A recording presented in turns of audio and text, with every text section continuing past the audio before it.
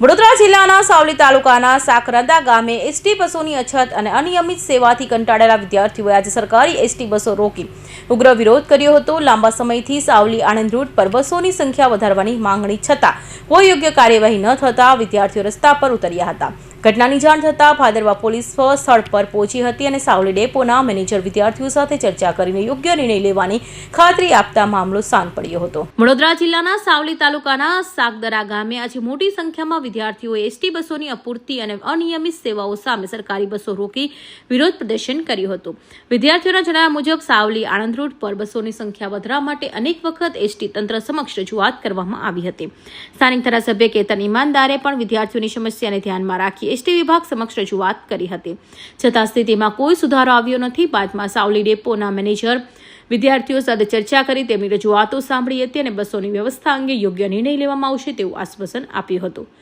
અત્યારે અમે રોજબરોજ આણંદ કોલેજ ખાતે જઈએ છીએ, જ્યાં અમને ઘણી તકલીફો પડે છે। એક બસમાં 52ની સીટમાં અત્યારે અમે 120 જણ જઈએ છીએ। કોઈને કંઈ થાય એની કોઈ જવાબદારી લેતું નથી। જ્યારે પોલીસ બાઇક પર 3 જણ હોય છે તો બી ઉભા રહી મેમો ફાડે છે। બસમાં આટલા ભરે છે તો બી કંઈ ચેકિંગ હાથ ધરવામાં આવતું નથી। રોજ ઘણી તકલીફો થતી હોવા છતાં કોઈને કંઈ નિવાડો આવતો નથી। કેટલી વાર અરજી અમે આપી ચૂક્યા છે।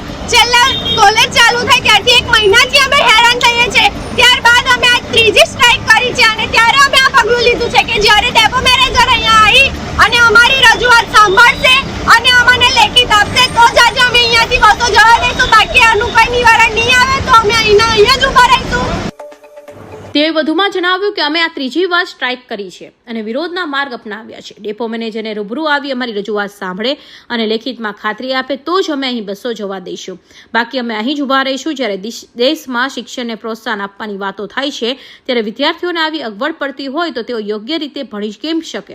હમણાં થોડા દિવસ પહેલા જ એક છોકરીનો પગ ફ્રેક્ચર થતા તેને 3 મહિનાના માટે બેડ રેસ્ટ આવી ગયો છે। બસો સમયસર ન આવવાને કારણે અમારે લેક્ચર છૂટી જાય છે અને ભણતરમાં મોટું નુકસાન થાય છે। તેની આ સમસ્યાનું કાયમી નિવારણ લાવવું જરૂરી છે।